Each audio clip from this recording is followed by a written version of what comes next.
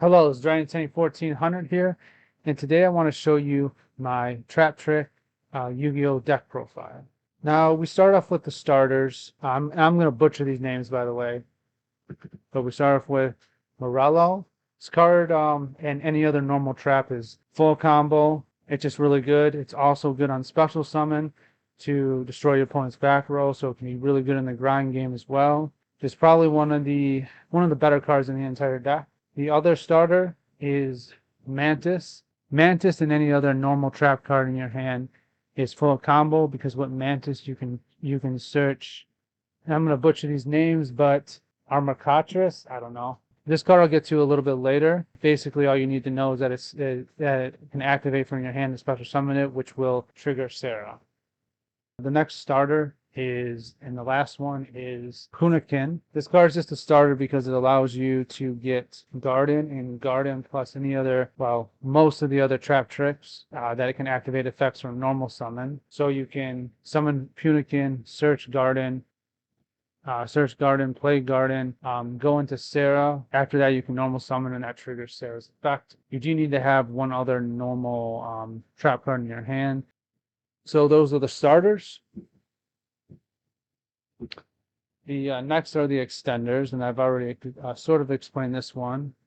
Archer Campus, I think that's how you say it. The only thing to note about this is that if you special summon it from the hand by activating its effect, you are locked into insects and plant monsters, which is not a huge deal, but you just have to be aware of it for like future plays. So it allows you to continue. It can only activate its effect if there's another Traiptrix monster on the field. So this also allows you to protect your back row, so it's something that you want to end on if you're going first. It only protects your back row against destruction effects, and only if they're face down, but it is still really good. There are a lot of times people don't even read this card, and they use like Harpy's Feather Duster or Lightning Storm to destroy your back row, and they just stare at the screen for, if you play Master, you'll stare at the screen or stare at the board 20 seconds or whatever, trying to figure out what the heck happened. That's one of the extenders. The other is, again, I'm going to butcher all these names, but Reskiko. This card's worse because you have to send to graveyard one of your face down normal trap cards in order to special summon it, but that still counts as the activated effect, so it still triggers Sarah. So you can still extend your plays from that way. You're getting rid of another one of your normal traps, which isn't ideal because of Altea's already going to do that for you. And those are your extenders. I wish there was a better extender than this, which is one more Traiptrix monster that's just a little bit better than this. This one also comes to play in the grind game. If you have no face down cards in your graveyard, you can banish it, and then you can get back one of your trap hole normal trap cards. You can set one. So it does come in handy in the grind game. Note, you cannot activate that effect the same turn you activate. It's a first effect, so it's a hard once per turn, and you can only activate one of those effects per turn. The next cards are really good for the grind game, and the next card actually comes out from your combo, Dionea. Now, this card is better to normal summon because you get to special summon one of your Traiptrix monsters from the graveyard. So again, it comes into the grind game. It's also part of what you summon off of Sarah in your normal combo to get back one of your normal trap cards that you sent with Altea earlier in the combo. There's that as well, so it is part of your combo piece. If you have Traiptrix Garden in play, you can like normal summon a Traiptrix monster, go into Sarah, and then you can normal summon this from your hand, and then special summon the one you just, so you can go into further plays. Your combo just gets better if you have Garden and this one, and this Traiptrix. The last one is a card that no one runs except for me, and I see why. Genelisa, I'm butchering these names. This one's good in the grind game. This one's better in the grind game. The idea is that you normal summon this, you tribute it, and then you get one from your graveyard and one from the deck, trap hole normal trap cards. So it can become good in the grind game, but I think this is just better.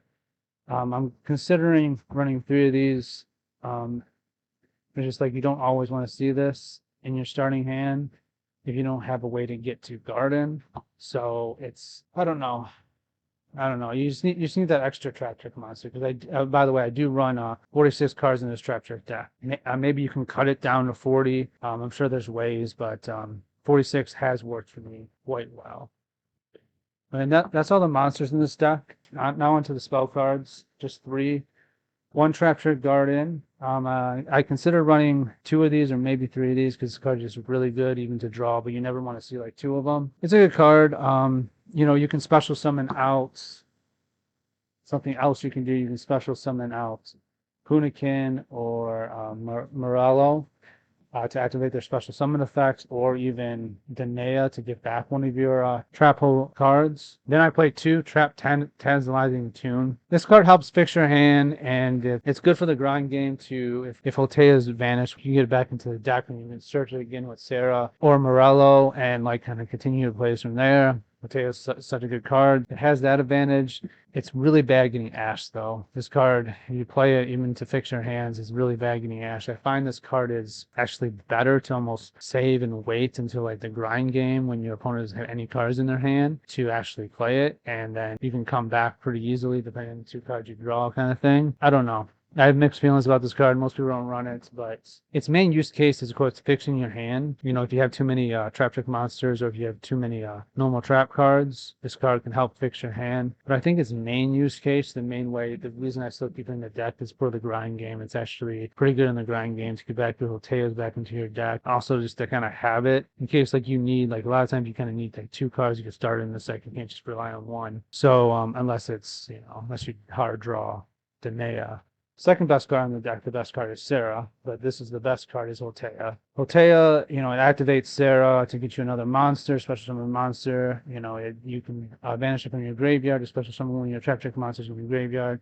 Morello or Punikin are the 2 ones you want to special summon in most cases. This card is just good. It's the best trap card in the deck. So if you don't have this card, you always grab it with Morello or Sarah. The next card you want to grab, if you don't already have it, is Gravedigger Trap Hole. The card's so good, it helps to protect you against hand traps. There's a lot of cards that people activate from the hand in today's Yu-Gi-Oh! And that 2,000 damage does add up. There was a game I played in Master Duel where I activated 1, activated 2 with Refugio, activated another, and I got back one of these Gravediggers with Danaea or something like that, and I activated it again for 8,000 points of damage to them because they activated a card from the graveyard.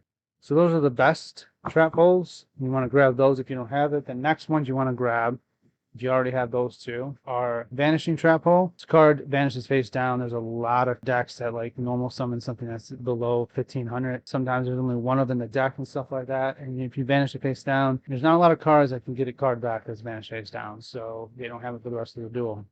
Sometimes it's a big part of the combo piece and stuff like that. So this card's just really good. The next card, Time Space Trap Hole. This is one I usually pick up if I have Gravedigger Hotea, just because it affects a wide range of decks. There are decks that Vanishing won't do anything against. There's just more decks that will work on. The next card is Terrifying Trap Hole Nightmare. This card is good because of 2 reasons. The first is an if effect. So it's not a when like all the other trap holes. Since it's an if, so as long as your opponent special summons a monster above 2,000 attack, which they are almost always going to do during their turn, you can choose like when you want to activate it. You can activate it anytime after that until the end of the turn. And then you destroy 1 monster that is, as long as it has a target, so you get to destroy 1 monster that is above 2,000 attack. And then if it has another trap hole in the graveyard, it's banish one of their monsters. So you can activate this when they've already targeted something to special summon from their graveyard. Then you can get rid of one of their monsters, and you can banish one of their monsters from their graveyard. So this card is very versatile, and it really comes in handy. The next cards are the one of trap holes. Floodgate Trap Hole, it's really good in the grind game, and it's just effective against any summon in the game. And once it's face down, it's a permanent book of moon. So your opponent can't flip it face up no matter what. It just stays face down. Void Trap Hole, and this is the other one that's similar. Traiptrix Trap Hole Nightmare. This negates when a special summon monster activates its effect. And this negates when a monster is special summoned that has 2,000 more attacks. So this can stop like those when summon effects and negate them, whereas this, though it can't stop that, it can still negate an effect of any special summon monster. So they have different use cases, and the reason, of course, for running all of these one-ofs is Rapizia. Bottomless Trap Hole works well. Since you have Banishing, now you have Bottomless, so you can at least banish pretty much any monster they summon. Bottomless isn't as good since it does destroy and then banish, and it doesn't banish face down, but it is still a really good one-off to have that benefit, because sometimes you don't want your opponent's card in the graveyard. Network Trap Hole is the weakest one. It's a card I have considered cutting. It's had some niche use cases, but if you're going to cut any of the trap holes completely, this would be the one to cut. It's still pretty good, but it's just not as good as the others. It does vanish face down, which is a huge plus, which is one of the reasons they keep it. The next card I play, just the other normal trap cards, and you got to start off with 3 Traiptrix. Just, it can get you wherever you want. I mean, what's more to say? Really the best like board wipe going second card in this deck is Needle Sealing. I've looked at a lot of Traiptrix decks. I don't know why people don't play this. It is extremely good. A lot of people play Torrential Tribute in its place. I think that's wrong because Torrential Tribute, it activates when summoned and you have so many cards in your deck. So you don't want another card that has a condition. You want a card with a different condition, which is, there has to be 4 or more monsters on the field. I mean, both you and your opponent. Extra deck Traiptrix monsters, Sarah, Amacrocus, Punikin, Ephesia. All these have a effect where the conditions are somewhat different, but basically the effect is they are unaffected by normal trap cards. And because of that, Needle Sealing won't destroy them. And if your opponent goes first, you need something like Needle Sealing, something high impact to really get rid of their stuff. And if you have Sarah on the field, you can, you can activate Needle Sealing your opponent's turn and go into, Morello or something like that to further your plays kind of thing. The next card I play is Ice Dragon Prison. This card is just really versatile. That's the reason I play it. There was a time I was playing the Master Duel and I stole my opponent's Flamberge, and because of my normal trap cards and stuff, they couldn't get to a point where they could actually out their own Flamberge, and then they had one of. The next card in the deck, the best card is to play is Karma Cannon. I do not have the 2 copies of Karma Cannon, but you play 2 because of Traiptrix. The reason is I'm just waiting for the price to go down, basically. That's the only reason. But if you are kind of like a budget player like me, you can play a few different options. You have I would argue the best option is actually Get Outs. I'm trying out Breakthrough Skill. There's also, instead of Breakthrough Skill, you can do Lost Win. But yeah, I still think Get Out with 2 copies of Get Out, if you don't have access to Karma Cannon, would probably be your best bet. Otherwise, play Karma Cannon. It's just a really good card. It does have some anti-symmetry because your extra deck Traiptrix monsters aren't affected by normal trap cards. That means they would just get removed instead of put face down. So you have to consider that when you play it. Okay, so on to the extra deck monsters. We play 3 Sarah. Sarah's the heart and soul of the deck. Voltaire is the second best card, but this is the best card in the deck. Just really good. It searches your deck for any Traiptrix monster, special summons it, and gets any trap hole normal trap card from your deck, and that's it. Really good card. And it can trigger, of course, Morello or Punikin, so they're special, or any special summon effects. So Antipris, this card is good for going for game. It gives you that 1,000 point boost, and then it can negate some of your opponent's monsters' effects and destroy or not just monsters, but cards, and then it can destroy one of those cards. So those cards have to be face up, but still, that's pretty good for going for game. The other cards are Traiptrix Pinnacle. This card can be a card that you summon in your first turn. I've considered it because it has that disruption where it takes any material. It takes the monster that was on the field that is either sent to the graveyard or vanished, and it can add it as material, so it can act as a disruption there. It's also the card you mostly go into when you want to summon Zeus, but we'll go into that in a second. All right, the next card is Ephesia. This is the card you want to start for if you're going first. You can summon, if you can summon 2 of them as well. That's good. This is the card that gets you access to any trap hole effect in your deck. So this is what makes one of trap hole cards worth it.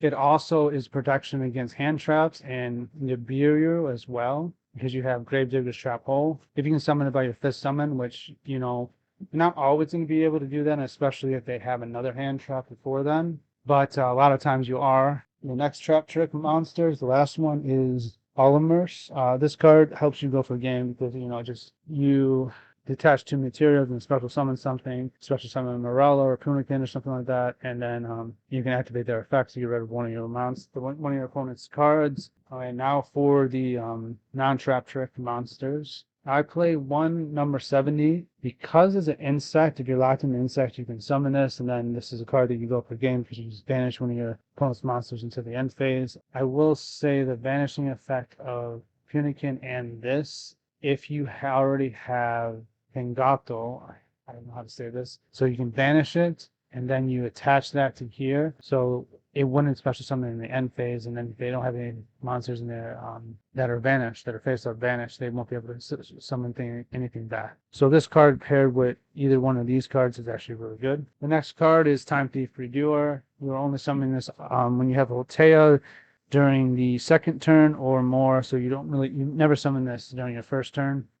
It's just really good removal option because it has that normal trap card always attached from it if you have Altea. Evil Swarm Exiton is like, it's like if you're backed in the corner and you summon this kind of thing.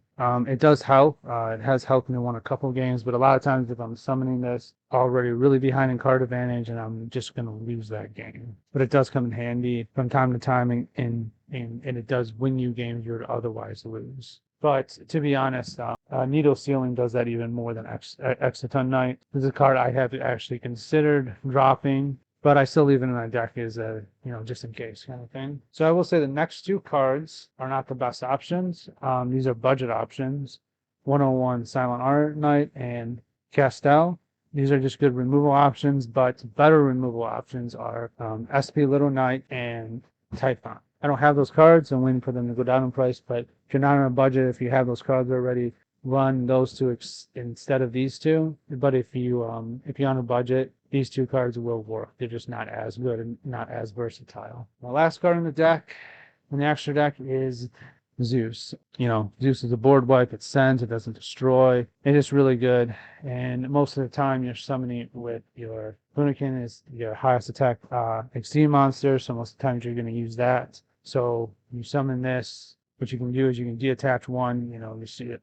You search for any Traiptrix monster, add it to your hand, you attack, and then you go into Zeus, and you can clear the board if you want to before setting any traps or whatever like that. So it's not like you don't really have a reliable way to get to a 2-material Zeus. You could use, I haven't done it, but you could use this card, because this card says 2+ level 4 monsters. If you are able to get 3 monsters on the field, you're already in a good state. So that's usually not happening when you have to summon Zeus anyway. Now that's the deck. Now I do want to go over a few things. I tried out every Traiptrix monster in the game when I started playing Traiptrix, and I kind of want to go over my thoughts about the 3 that aren't in this deck. This one's the worst, even though it has like kind of a really good effect. Nephidius, the problem with it is basically Sarah is just a power crumb version of it. Sarah's a link 1, you always access it, and it's just better because it has more effects and stuff like that. So that's why I don't run that one. The one I have the highest hope for out of the 3 that are left, 3 I don't play, is Traiptrix. The reason this isn't good is because if you can summon this,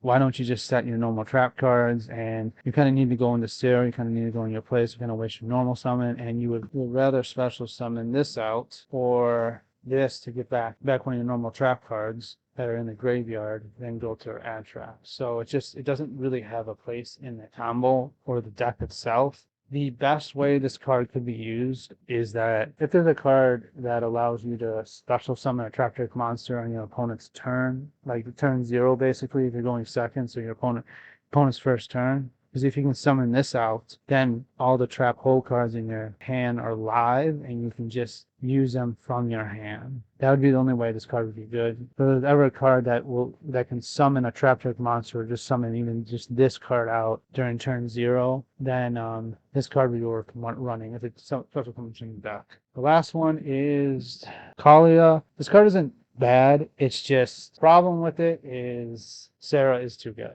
You never want to end on Kalia instead of Sarah. Sarah just, it just allows you to have plays with Morello and with Punikin. So it allows you to have disruption that way, and allows you to search out like your normal trap cards and stuff like that. This one just adds so much advantage. This one has advantage and it has use cases, and it's just not worth it, unfortunately. Link to the deck is going to be in the description. I will say if you have any tips or tricks or ways to improve this deck and stuff like that, mention in the comments and stuff like that. I'm always up to ways to improve this deck. Thanks for watching. Hope you guys enjoyed the video. See you in the next one. Bye.